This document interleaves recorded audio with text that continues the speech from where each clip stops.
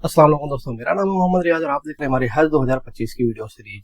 दोस्तों, हज का कुर्रा हो गया, लोगों का सिलेक्शन हो गया है, पेमेंट का काम चालू है, डॉक्यूमेंट सबमिशन का काम चालू है। उम्मीद करते हैं आप लोग भी अपना पेमेंट कर चुके होंगे या जल्द से जल्द कर लेंगे और डॉक्यूमेंट भी जल्द से जल्द सबमिट कर देंगे।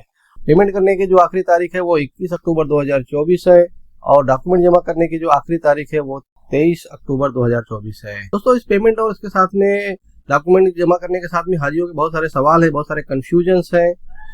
आज की वीडियो हम लोग इसी कंफ्यूजन और इन सवालों के बारे में बात करने वाले हैं। वीडियो को आखिर तक देखिए, इंशाल्लाह आपको फायदा होगा।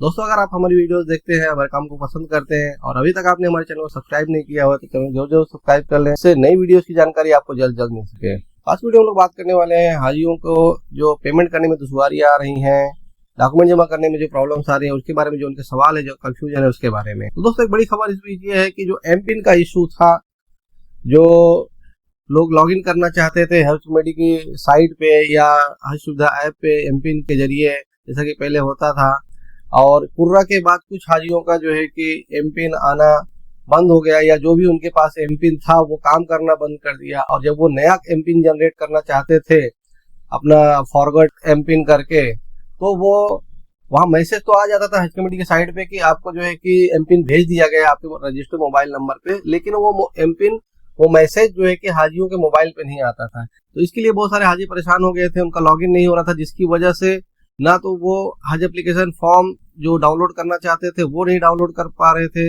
और ना ही ऑनलाइन पेमेंट करना अगर चाहते थे वो कर पा रहे थे। तो इसकी बहुत सारी दुश्वारियां चल रही थी।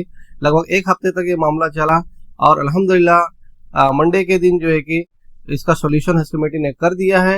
अब जो है कि एमपिन जनरेशन चालू हो गया है। तो अगर आप भी इस परेशानी में थे, आप भी इस समस्या का सामना कर रहे थे, तो आप जो है कि अब जाके अपना एमपिन जनरेट कर सकते हैं फॉरगॉट एमपिन पे क्लिक करके, और वो जो एमपिन है आपके मोबाइल नंबर पे आ जाएगा। उस नंबर को डाल के आप जो है कि लॉगिन कर सकते हैं। उसके बाद आप जो है कि हज एप्लीकेशन फॉर्म भी डाउनलोड कर सकते हैं, आपका स्टेटस देख सकते हैं, और आपका पेमेंट ऑनलाइन करना है तो कर सकते हैं। आपने ऑफलाइन या ऑनलाइन पेमेंट किया हुआ तो उसका स्टेटस बैलेंस देख सकते हैं कि आपका स्टेटस क्लियर हुआ है कि नहीं, आपके ड्यूज क्लियर हुआ है कि नहीं, मतलब कि आपका पेमेंट वहां पे रिसीव हो गया है कि नहीं। दोस्तों, इसके साथ साथ ही हाजियों के बहुत सारे सवाल है। जो लोग कैश पेमेंट करना चाह रहे हैं उनके ये सवाल है कि क्या जो है कि एक ही स्लिप में सभी हाजियों का पेमेंट करना है, सभी हाजियों का डिपॉजिट करना है। तो इसका जवाब ये है दोस्तों कि आप जो आपको पेन स्लिप दी गई है स्टेट बैंक ऑफ इंडिया या यूनियन बैंक ऑफ इंडिया की, उसमें आप 5 से 7 लोगों का, जो कि इस बार का जो मैक्सिमम कवर साइज है वो 7 लोगों का है, जिसमें 5 एडल्ट हो सकते हैं और 2 जो है कि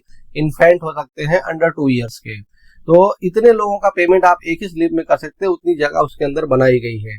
तो आपको एक पेमेंट करने में ज्यादा सहूलियत है, क्योंकि एक ही स्लिप भरेंगे तो आपको एक ही स्लिप संभालनी होगी, और जमा करने के लिए जो डॉक्यूमेंट जमा करने जाएंगे वहां पे भी आपको एक ही स्लिप देनी होगी।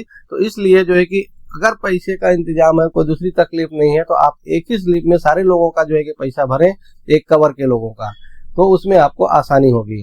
दूसरा सवाल इसके उल्टा है कि क्या जो है कि अलग अलग स्लिप में जो है कि एक कवर के लोगों का पेमेंट कर सकते हैं। जी बिल्कुल कर सकते हैं। आप मल्टीपल टाइम पेमेंट कर सकते हैं, बार बार पेमेंट कर सकते हैं, और पार्ट पेमेंट भी कर सकते हैं, आंशिक पेमेंट भी आप भुगतान कर सकते हैं। मतलब थोड़ा थोड़ा पेमेंट अगर आप करना चाहते हैं, जैसे कि 2 हाजियों का 2,60,600 होता है, तो आपके पास 1.5 लाख है और आप कुछ दिनों के बाद आने वाला है, तो 1.5 लाख का पेमेंट आप कर दें, फिर उसके बाद फिर बाकी का पेमेंट दूसरी स्लिप में करें। इस तरह से भी कर सकते हैं, बस स्लिप बढ़ेगी, लेकिन पेमेंट के लिए कोई तकलीफ नहीं है, आप पूरी तरीके से पेमेंट ये कर सकते हैं।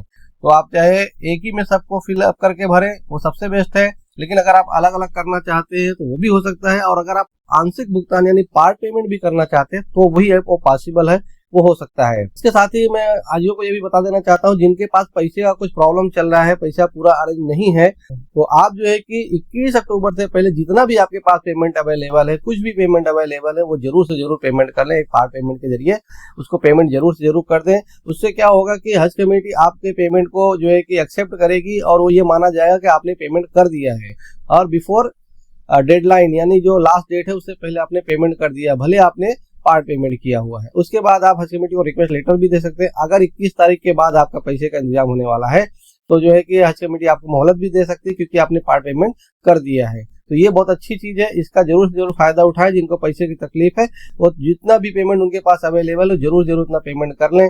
ये ना देखें कि 4 लोग हैं तो 1 जन का कर रहे हैं, 2 जन का कर रहे हैं, जितना भी पेमेंट है आप कर दें। तो अगर आपका एक बार पार्ट पेमेंट आ जाएगा तो हज कमेटी इंशाल्लाह आपको आगे की मोहलत दे सकती है, तो आप दूसरे काम भी कर सकते हैं और जो है कि पेमेंट कर सकते हैं। इसके अलावा बहुत सारे लोगों का ये सवाल है कि क्या जो है कि पेमेंट एक कवर में जैसे 4 लोग हैं और दोनों अलग अलग स्टेट के हैं, जैसे रिश्तेदार है, जैसे कोई रिश्तेदार है वो 2 जन यूपी के हैं और 2 जन महाराष्ट्र में रहते हैं और उन दोनों ने एक साथ जाने का इरादा किया है और एक साथ फॉर्म भरे हुए एक ही कवर में है। तो लेकिन पेमेंट का जो इशू है, उनका पेमेंट यूपी में और इनका पेमेंट जो है कि महाराष्ट्र में है, तो उनका ये सवाल है कि इस तरह से अगर 2 अलग अलग जगहों से पेमेंट किया जाए तो कर सकते हैं क्या? तो इसका जवाब है जी बिल्कुल, आप जो है कि पेमेंट कर सकते हैं, अलग अलग लोकेशन से भी कर सकते हैं। और क्योंकि सारा पैसा state bank of India, union bank of India के सेंट्रल अकाउंट में ही जाने वाला, हज कमेटी को ही जाने वाला, हज कमेटी ऑफ इंडिया को ही जाने वाला है। ये कोई पेमेंट जो है कि किसी स्टेट हज कमेटी को नहीं जाएगा, ये पेमेंट जो है सेंट्रल हज कमेटी यानी हज कमेटी ऑफ इंडिया को जाएगा। इसलिए आप कहीं से भी पेमेंट कर सकते हैं, अलग अलग स्लिप भर के भी आप पेमेंट कर सकते हैं। तो इसके लिए भी कोई आपको प्रॉब्लम नहीं है। अगर आप दोनों अलग अलग स्टेट में हैं, वहां से यहाँ पैसा नहीं मांगा सकते, यहाँ वहां से पैसा भेज नहीं सकते हैं, तो आप जो है जहां जहां है वहां से पेमेंट करके बस डॉक्यूमेंट आपको जिस हज कमेटी से आपने फॉर्म भरा है वहीं पे जमा करना पड़ेगा। डॉक्यूमेंट आपको एक ही जगह करना पड़ेगा, तो वो आपको ध्यान में रखना है। और जो है कि पेमेंट आप अलग अलग जगहों से कर सकते हैं। इसके अलावा जो है कि बहुत लोगों का सवाल है कि जैसे 50,000 से ज्यादा अगर पेमेंट करेंगे तो पैन कार्ड वगैरह मांगा जाता है। तो ये जो सिस्टम है ये कैश डिपॉजिट और विड्रॉल का सिस्टम बैंक का है। अगर वो 50,000 से ज्यादा का आप डिपॉजिट कर रहे हैं या विड्रॉल कर रहे हैं तो उसके लिए पैन कार्ड जो है कि रिक्वायर्ड होता है, तो वो बैंक का कानून है। अगर बैंक वाला आपसे मांग रहा है तो आप जो है कवर हेड का पैन कार्ड जरूर उसको दें, इसमें कोई प्रॉब्लम नहीं है। ये जो है कि कानून है, बैंक का कानून है, तो बैंक के रूल्स एंड रेगुलेशन में आपको जो है कि फॉलो करने पड़ेंगे। इसके साथ ही कुछ लोगों का सवाल है कि मतलब प्रॉब्लम आ रही है उनको कि पेमेंट कर देते हैं ऑफलाइन पेमेंट, यानी जाके कैश जमा करवा देते हैं, लेकिन 1 दिन 2 दिन 3 दिन कभी कभी जो है कि अपडेट उनकी प्रोफाइल पे जो है कि हज कमेटी की साइट पे इनके लॉगिन करने प्रोफाइल में डैशबोर्ड में वो दिखता नहीं है पेमेंट। तो इसके लिए घबराने की बात नहीं है। सबसे ज्यादा इंपॉर्टेंट चीज आप लोगों को जो करना है वो मैं बता देता हूँ। आपका बैंक रेफरेंस नंबर और कवर नंबर बहुत ही ध्यान से आप डालें। आपका बैंक रेफरेंस नंबर और कवर नंबर अगर अच्छे से डाला रहेगा तो कोई इशू इंशाल्लाह नहीं आना पाएगा। जो आपको रिसीप्ट मिली है उसी से सारा काम हो जाएगा। आप अपना पेपर ले जाके रेडी करके डॉक्यूमेंट जो है जमा करें, वो अपडेट वहां पे हो जाएगा। अगर किसी प्रॉब्लम की वजह से सर्वर वगैरह की वजह से लेट हो रहा है तो भी हो जाएगा, और अगर जो है कि यहाँ से नहीं हुआ होगा तो हज कमेटी को जो रिसीप्ट मिल जाएगी तो उसके बाद हज कमेटी वहां पे आपको अपडेट कर देगी। तो कोई प्रॉब्लम नहीं है, आपके पास रिसीप्ट है साइन किया हुआ और उस पर ट्रांजेक्शन नंबर है तो कोई तकलीफ नहीं है, आपका काम ये हो जाएगा। दोस्तों इसी तरीके से ऑनलाइन जो पेमेंट करते हैं उनका भी कुछ कॉम्प्लिकेशन, उनको भी प्रॉब्लम है, उनके भी सवाल है, उनका भी यही सही सवाल है कि क्या अलग अलग अकाउंट से हम लोग जो है कि पेमेंट कर सकते हैं। जी हाँ, आप बिल्कुल कर सकते हैं। जैसे कि यूपीआई पेमेंट या जो है कि नेट बैंकिंग में लोगों का जो है कि रिस्ट्रिक्शन रहता है, लिमिट रहती है कि 1 लाख या 2 लाख की पेमेंट एक दिन में कर सकते हैं। तो इस तरह से अगर आपका लिमिट है तो आप जो है कि 2 अलग अलग दिन या 3 अलग अलग दिन में भी जो है कि पेमेंट जैसा जैसा आपकी लिमिट हो उस हिसाब से कर सकते हैं। दूसरा ये है कि अगर आप अलग अलग अकाउंट से करना चाहते हैं तो भी आप पेमेंट कर सकते हैं। जैसे आपके 2 अकाउंट 3 अकाउंट है, या जो कवर में इसी तरीके से अलग अलग लोकेशन के 2 रिश्तेदार जा रहे हैं तो वो अपना पेमेंट अपने अकाउंट से करना चाहते हैं और आप अपना पेमेंट अपने अकाउंट से करना चाहते हैं, तो इस तरह से भी आप पेमेंट कर सकते हैं लॉगिन करके दोनों अलग अलग बैंक से। सब मिला के जो है कि आपके प्रोफाइल में ही वो जाने वाला है, आपके ही पेमेंट का अगेंस्ट सेट होने वाला है। इसलिए आप अगर अलग अलग अकाउंट से भी पेमेंट करना चाहते हैं तो भी पेमेंट कर सकते हैं। और जैसा कि मैंने बताया कैश वालों के लिए, उसी तरह से यहाँ पे भी आप पार्ट पेमेंट भी कर सकते हैं, थोड़ा थोड़ा अमाउंट भी पेमेंट कर सकते हैं। जितनी भी पेमेंट आप करेंगे ट्रांजेक्शन हिस्ट्री में जाके देखेंगे सबकी रिसीप्ट वहाँ पे आपको सबकी रिसीप्ट दिखेगी, तो कोई इशू नहीं है। सारा पेमेंट जब तक क्लियर नहीं होगा तब तक आपका बैलेंस दिखाता रहेगा, और जिस दिन क्लियर हो जाएगा वो 0 हो जाएगा, चाहे आपने 10 बार में पेमेंट किया हुआ है। कोशिश करें कि एक बार में ही पेमेंट करें जिससे किसी और टेक्निकल प्रॉब्लम से आप बच सकें, लेकिन इसमें कोई प्रॉब्लम नहीं है। आप आराम से पेमेंट अलग अलग अकाउंट से अलग अलग टाइम पे थोड़ा थोड़ा करके भी पेमेंट कर सकते हैं। इसी तरह से ये सवाल है कि मतलब क्या जो अकाउंट नंबर हमने जो है कि हज एप्लीकेशन फॉर्म के टाइम पे दिया था, क्या वही अकाउंट से पेमेंट करना जरूरी है? तो जी नहीं, आपको ऐसा नहीं करना है। वो अकाउंट जो है आपको लिया जाता है सिर्फ और सिर्फ हज कमेटी की तरफ से कुछ पैसा अगर रिफंड आने वाला रहता है तो उस काम के लिए हज कमेटी वो अकाउंट यूज करेगी।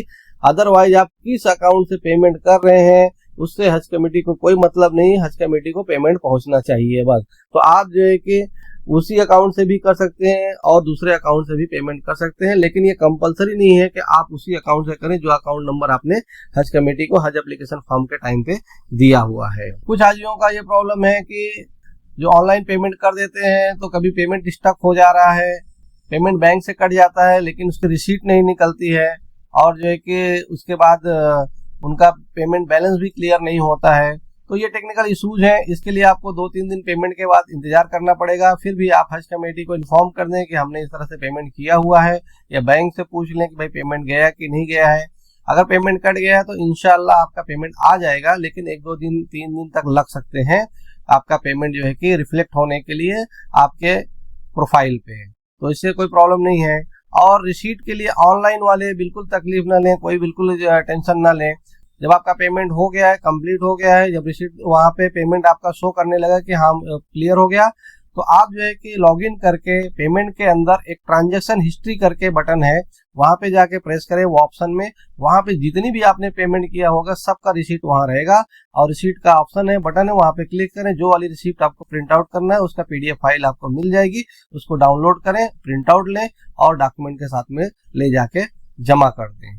तो ये जो है कि आपका कोई प्रॉब्लम नहीं है कि आपको रिसीप्ट अगर उस टाइम पे बैंक पेमेंट के टाइम पे नहीं मिला लेकिन पेमेंट क्लियर हो गया तो इंशाल्लाह रिसीप्ट भी बाद में आप जाके वहां से डाउनलोड कर सकते हैं। ऑनलाइन वाले, ऑफलाइन वालों का भी वहां डिटेल दिखाएगा, लेकिन वो बैंक की जैसे रिसीप्ट नहीं निकलेगी वहां पे। जो ऑफलाइन जैसे कैश का पावती आपने जो भरा था उस तरह का रिसीप्ट नहीं निकलेगी, लेकिन वहां से भी आप जो है कि एक रिसीप्ट निकाल सकते हैं, एक प्रूफ निकाल सकते हैं। तो दोस्तों ये था पेमेंट के बारे में मामला। इसके अलावा जो है डॉक्यूमेंट्स के बारे में हाजियों के सवाल हैं, जैसे कि मेडिकल सर्टिफिकेट जो लोग बना रहे हैं उसमें लोगों का पूछना है कि जो मैंने पिछली वीडियोज में बताया हुआ था कुछ लैब टेस्ट करवाने के लिए, वो सबके लिए करवाना जरूरी है। जैसे कि KFT और एक्सरे वगैरह, CBC वगैरह कुछ चीजें लोगों का कहना है कि 45+ है तो करवाएं, 45 से अगर नीचे है, 45 साल से नीचे है तो उसको करवाने की जरूरत नहीं है। तो इसके लिए आप जो है कि डॉक्टर के पास जा सकते हैं, उनसे एक बार पहले राय ले लें कि सर इसमें से क्या क्या हमको करवाना है, क्या इसमें मैंडेटरी है और क्या चीजें छोड़ सकते हैं, ऑप्शनल है। तो डॉक्टर आपको पूरी चीजें बता देगा, आपका चेकअप कर लेगा। उसके बाद जो है कि आप जो है कि उसके बाद अपना लैब टेस्ट करवाएं जैसा डॉक्टर बोलता है। इसके अलावा जो है कि बहुत सारे लोग बोलते हैं कि क्या सरकारी यानी गवर्नमेंट हॉस्पिटल से ही लैब टेस्ट करवाना जरूरी है? जी नहीं, आप जो है कि प्राइवेट हॉस्पिटल या प्राइवेट लैब से ही जो है कि अपना चेकअप करवा सकते हैं, और चाहे तो अगर सरकारी हॉस्पिटल में अवेलेबल है तो वहां से भी करवा सकते हैं। लैब टेस्ट के लिए, ये सब इन्वेस्टिगेशन के लिए आपको जो है कि जरूरी नहीं है कि आप आप जो है कि सरकारी हॉस्पिटल से ही करवाएं। इसके अलावा एक सवाल है मेडिकल सर्टिफिकेट के बारे में कि मेडिकल सर्टिफिकेट जमा करने के टाइम पे क्या मेडिकल सर्टिफिकेट और सारे लैब टेस्ट भी जमा करने हैं? तो जी नहीं, लैब टेस्ट की जो रिपोर्ट्स है वो आपको जमा करना नहीं है, लेकिन आप उसको संभाल के रख लें, और सिर्फ जो आपका फॉर्म है medical screening and fitness certificate का, सिर्फ वो ले जाके आपको अपने डॉक्यूमेंट के साथ में जमा करना है। और याद रहे दोस्तों कि जितने भी डॉक्यूमेंट आप सबमिट कर रहे हैं हज कमेटी को, वो सारा डॉक्यूमेंट का एक सेट जेरोक्स बना के आप अपने पास भी रखें कि नियर फ्यूचर में कभी ये सब डॉक्यूमेंट फिर से लगे तो आपको डबल से बनवाने की जरूरत नहीं, वापस से बनवाने की जरूरत नहीं रहेगी, आप उसी के जेरोक्स से काम कर लेंगे। क्योंकि पिछले साल में एक बार ये मैटर खड़ा हुआ था कि हज कमेटी जो है कि रिपोर्टिंग के टाइम पे मेडिकल स्क्रीनिंग सर्टिफिकेट भी मांग रही थी। हालांकि बाद में वो मामला क्लियर हो गया, लेकिन जो है कि उस टाइम पे एक बार मांग रही थी तो हाजियों में अफरा तफरी मच गई थी कि सबने तो जो है कि ओरिजिनल सर्टिफिकेट जमा कर दिया, अब किसी ने रखा नहीं है तो वो कहाँ से रखेंगे, कहाँ से जो है कि वापस से जमा करेंगे। तो वो प्रॉब्लम सॉल्व हो गया था। लेकिन इसी तरह के कुछ और चीजें कभी वापस से री इन्वेस्टिगेशन या कुछ हज कमेटी वापस से पेपर मांगती है, इसलिए आप जो है कि सेफ साइड रहने के लिए अपना डॉक्यूमेंट का पूरा एक सेट एक्स्ट्रा बनाएं और उसको जो है कि आप अपने पास रखें हज 2025 कंप्लीट होने तक। इसके साथ में एक सवाल ये चल रहा है कि जो 2 फोटोज बोला गया है व्हाइट बैकग्राउंड वाले जमा करने के, हर हाजी के 2-2 फोटो, तो कुछ हज कमेटी, जैसे किसी भाई ने हमको बताया कि राजस्थान की हज कमेटी ने जो है कि उसको एक्सेप्ट नहीं किया कि फोटो की जरूरत नहीं है। तो आप अपनी हज कमेटी से राब्ता कर लें या फोटो लेके जाएं। अगर वो नहीं ले रहे हैं तो आप वापस लेके आ सकते हैं, लेकिन आप फोटो साथ में जरूर रखें, क्योंकि ये जो एक्चुअली जो फोटोज मांगे जाते थे वो ओरिजिनल पासपोर्ट के साथ में मांगे जाते थे। एक जो है कि एक फोटो जो है कि ओरिजिनल पासपोर्ट के पीछे जो है कि सेल्फ अधेसिव टेप से जो है कि चिपका दिया जाता था और एक फोटो साथ में रखा जाता था। लेकिन इस बार क्योंकि अभी तक हज कमेटी ने ओरिजिनल पासपोर्ट नहीं मांगा है, तो हो सकता है कि आपको जो है कि फोटोज की भी जरूरत उनको ना हो। तो हज कमेटी इसके बारे में बताएगी, लेकिन आप फोटो जरूर साथ में लेके जाएं।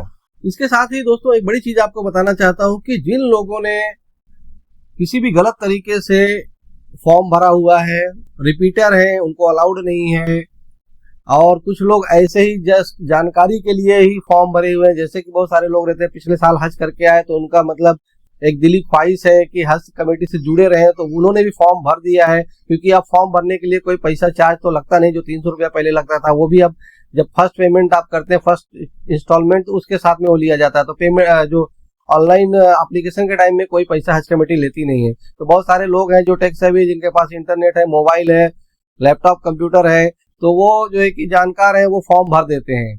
तो ऐसे लोग, और जो लोगों को किसी दूसरी तरीके की प्रॉब्लम है और उनका जाने का इरादा नहीं है इस बार हज के लिए, तो वो जो है कि ये 23 तारीख से पहले मेहरबानी करके अपना जो है कि एप्लीकेशन कैंसिल कर दें। और जो है कि हज कमेटी की जो ईमेल आईडी है ceo.hajcommittee@nic.in, इसमें जो है कि उसका कॉपी भेज दें आपका कैंसिलेशन सर्टिफिकेट का। और कैंसिलेशन सर्टिफिकेट का फॉर्मेट हज कमेटी ने अपने साइट पे अभी से अवेलेबल करा दिया है। आप वो फॉर्मेट लें, उसमें डेटा भरें और उसको सबमिट कर दें। और किसी को पार्ट में जो है कि कैंसिल करना है, जैसे कि 4 लोग हैं, उसमें से किसी एक ने कैंसिल कर दिया है, पैसे का इंतजाम नहीं है, उसका जाने का इरादा नहीं है, तो भी आप जो है कि 23 तारीख से पहले जो है कि कैंसिलेशन का उसमें जो है कि फॉर्म भर के ये मेल कर दें और अपनी स्टेट हज कमेटी में जमा कर दें। दोस्तों ये बहुत जरूरी चीज है, और खास करके रिपीटर्स को वार्न करना चाहते हैं कि अगर आपने फॉर्म भर भी दिया है, आपका सिलेक्शन भी हो गया है, तो भी आप जो है कि कैंसिल कर दें सामने से और पेमेंट वगैरह ना करें। बहुत बड़ा रिस्क है। हज कमेटी को अगर डिटेक्ट हो गया, पता चल गया कि आप जो है कि रिपीटर हैं, तो आपका जिस भी स्टेज पे होएगा वहां पे जो है कि फॉर्म कैंसिल कर दिया जाएगा, सीट कैंसिल कर दी जाएगी। अगर आपने पेमेंट कर दिया तो वो पेमेंट भी आपका फॉरफिट कर लिया जाएगा, जब्त कर लिया जाएगा। तो इसलिए इस तरह से जो लोगों ने फॉर्म भरा हुआ है, बहुत ही सावधान रहें और जल्द से जल्द कैंसिल कर दें।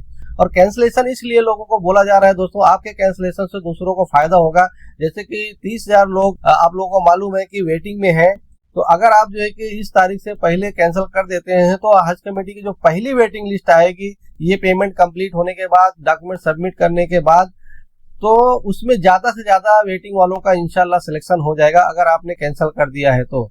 और जब पहली वेटिंग लिस्ट के बाद जिसका सिलेक्शन होता है, उनको जो है कि पेमेंट करने के लिए, डॉक्यूमेंट जमा करने के लिए अच्छा खासा टाइम मिल जाता है। अगर जो है कि उनको, जैसे आप बाद में कैंसिल करेंगे, कुछ टाइम के बाद आप कैंसिल करेंगे, तो उस टाइम पे ऐसा होगा कि उनको फिर जैसे जैसे नजदीक आता जाएगा हज का जमाना, वैसे वैसे हज कमेटी उनको पेमेंट करने के लिए और तैयारी करने के लिए, डॉक्यूमेंट के लिए बहुत कम टाइम देगी।